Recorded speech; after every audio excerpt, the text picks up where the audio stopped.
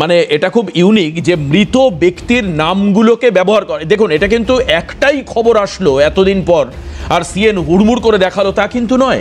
এর আগেও এরকম অনেক এক্সাম্পল এসছে, মৃত নামগুলোকে ইউজ করা হচ্ছে।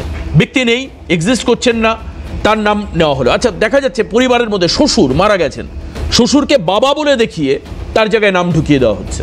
হয়েছে এরকম, আমরা খবর দেখিয়েছি এর মধ্যে।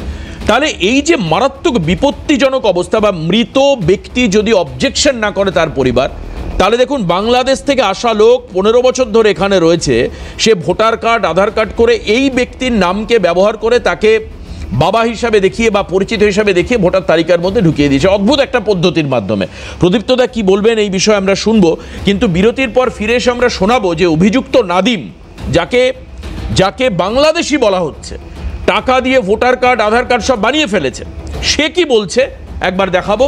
ফিরে আসার পর সঙ্গে বিএলও কি বলছেন সেটাও শোনাবো আপনাদেরকে, বিরতির পর ফিরে এসে সঙ্গে থাকুন। আমি নিজে করেছি। নিজে করেছো? হ্যাঁ। ফর্মটা কোথা থেকে পেয়েছো? ফর্মটা বিএলও অফিসের কাছ থেকে আমি নিয়েছি। বিএলও থেকে ডাইরেক্ট তুমি নিয়েছো? হ্যাঁ। বিএলও কে কি প্রুফ দিয়েছো? বিএলও কোনো প্রুফ চাইনি। প্রুফ চাইনি? না, কোনো প্রুফ কোন চাইনি। বিএলও দিয়েছো তোমায়? এটা এখানে যে নাম লেখা আছে তার কাছ থেকে নিয়েছি। তার থেকে নিয়েছো? হ্যাঁ। তোমার বাড়ি কোথায়? আমার বাড়ি এখন বর্তমানে এখানে। কোথায় থাকো, কোথায়, মানে তোমার দেশ কোথায়? দেশ আগে বাংলাদেশ ছিল, আমি অনেক আগে এখানে চলে আসছি। কত বছর আগে এসেছো? প্রায় 15 বছর। 15 বছর আগে? হ্যাঁ। তোমার কি নাম উঠেছে 2002 সালে? কোনো নাম আছে? না, 2002 সালে কোনো নাম নেই। নাম নেই? না। কিভাবে এটা করলে? এটা এখানে যে নামটা আছে এই যে সেই নাম অনুযায়ী আমি করেছি। আপনি ডিএম এর সঙ্গে মিডিয়াকে কিছু বাইক দিতে পারবো না। অথরিটি আমাকে বলেই দিয়েছে, আমি ডিএম হুগলির সাথে কথা বলে দিচ্ছি। কথা এলাকাবাসীকে বলতে দিন, সেটা মিডিয়া বলবে না। আচ্ছা, এই বিষয়ে কথা বলবো প্রদীপ্তদা। এই যে এই ধরনের অনিয়মগুলোও হচ্ছে এবং ভুরি ভুরি অভিযোগ আসছে বিভিন্ন জায়গায়, মৃত ব্যক্তির নামকে ব্যবহার করে নিজের কেউ বাবা কাকা বা ইত্যাদি বলে দেখিয়ে দিচ্ছেন। এইখানেই আধার আর আধার, অর্থাৎ ডার্ক আর লোকাস, এই দুয়ের পার্থক্য করা যেতে পারত। লোকাস মানে হচ্ছে মূল, কি ভিত্তি, এটা আধার হতে পারত কিভাবে? কারণ ওই যে অমিতাভদা বললেন যে যত বেশি বলে তত মিথ্যা বলে, বা রাজনৈতিক বিশ্লেষক তকমা কম বলে কিন্তু বেশি বলার ইতিহাস পাওয়া যাবে। কিন্তু সেখানে দেখা যাচ্ছে অমিতাভদার ওই কথাটা ভারী সত্যি, যে আমার সমস্ত তথ্যটা নিয়ে নিচ্ছে, সমস্ত তথ্যটা। আমার মৌলিক অধিকারের প্রশ্নে, আধারের প্রশ্নে একটা সম্পর্ক পুটুসামি কেসে আমরা দেখতে পাচ্ছি। তাহলে সেখানে এই আসল বনাম নকল, এইখানে আধার কিন্তু প্রমাণ করে দিতে পারে কোনটা আসল কোনটা নকল। কিভাবে? ওই সেই ডেটা যেটা আমার সমস্ত চোখের তথ্য নিয়ে নিয়েছে, আঙুলের তথ্য নিয়ে নিয়েছে, সমস্যার সমাধান হয়ে যেত। এই বায়োমেট্রিক প্রুফ হতে পারে।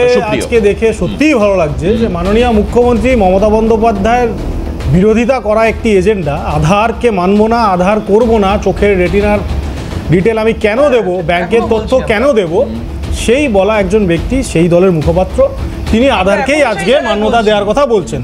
এই অদ্ভুত পরিহাস। মান্যতা দেওয়ার কথা বলছি না, যখন আমরা অলরেডি আমরা যখন অলরেডি দেখছি যে আমাদের উপর চাপিয়ে দেওয়া হয়েছে, তাহলে সেটা আজকে গ্রহণ কেন হচ্ছে না? দ্বিতীয় কথা, এই অদ্ভুত পরিহাস, ইতিহাস রিপিট।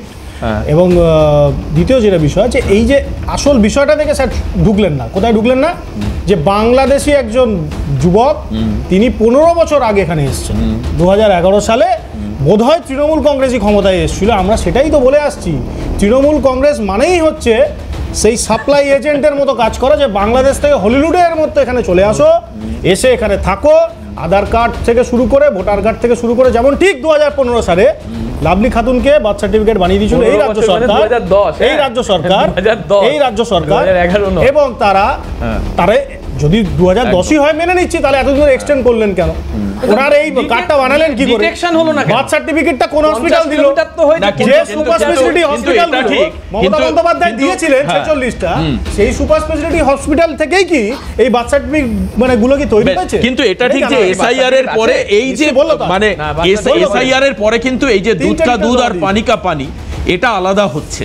এটা ভালো লাগছে জেনে যে মিথ্যাগুলো ধীরে ধীরে সামনে আসছে। আমি জানি না যে সম্পূর্ণভাবে একটা রিভ্যালুয়েশন হবে কিনা। কোন মিথ্যার কথা বলছো দেবাশিস? এই যে যে লোকটা এখানে এসে ভোটার কার্ড আধার কার্ড তৈরি করে নিচ্ছে পয়সা দিয়ে, তাহলে এবং সে এটা তো SIR এর জন্য হচ্ছে না ভাই। অভিযোগ দাবি, এটা প্রমাণ নয়। তুমি যদি হাইকোর্টের বা সুপ্রিম কোর্টের কেস দেখো, বুড়ি বুড়ি কেস এরকম পড়ে রয়েছে, বুড়ি বুড়ি কেস। এটা তো SIR এর পরে সামনে আসছে। না না না, তা না, এনুমারেশন SIR ফর্ম ছাড়াও প্রচুর এসছে, যেটা বিজেপি অভিযোগ করেছে, সেটা তোমাদের মাথায় আসছে পারে হয়তো। না না, কেন আসবে না? আমি কি বিজেপির মুখপাত্র নাকি? তুমি শুধু মাথায় রাখো, সেই স্বপন মজুমদার, অশোক কীর্তনিয়া, অসীম সরকার কিংবা জগন্নাথ সরকার, এদের কমেন্টগুলো ভুলে যাচ্ছ। জগন্নাথ সরকার যখন বলছে যে বর্ডার খুলে দেবে, এবং এই রোহিঙ্গা নিয়ে বিজেপিরই এক এমপি তিনি বলেছিলেন দিল্লিতে বাড়ি করে দেবে, সেগুলো আমাদের বক্তব্য কিছু না।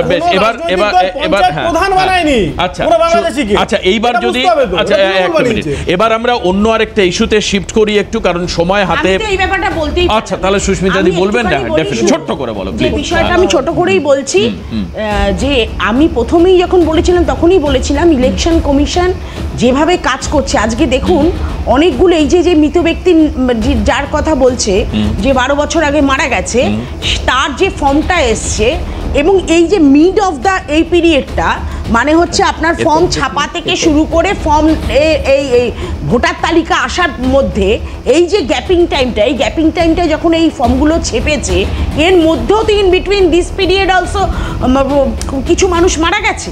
তাহলে সেইখানে যদি কিছু মানুষ মারা গিয়ে থাকে, তাহলে তাদের ফর্মটাও তো এসছে, তার মানে সেখানেও তো একটা ব্যাপার হবে যে ওই নামে যে যেমন পারবে ফর্ম তুলে না, তার নামে ওই ফর্মগুলো উঠে যাবে তাদের নামে, কিন্তু ছবি দেওয়া আছে, ছবি দেওয়া আছে, ছবি ম্যাচ করবে